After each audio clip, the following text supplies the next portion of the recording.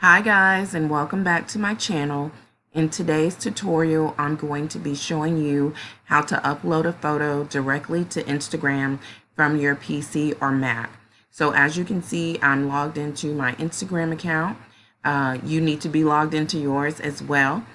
You want to get from this screen to the developer's tools screen. So if you're on a PC, you're going to want to press on F12.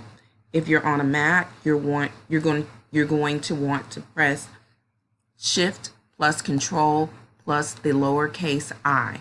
So I'm using a Chrome browser, so I'm going to go ahead and press F12. So you're going to want to click on the toggle device bar. This toggles between cell phone mode to PC mode. So I'm going to go ahead and click on that. And generally, we want to hit refresh. As you can see here now, in the bottom of your screen or in the middle of your screen is the plus button, which lets us know that we can now upload directly from our PC. So I'm just going to go ahead and close the developer screen window. So we're just going to choose a photo from your file or your folder on your PC. I've selected this image.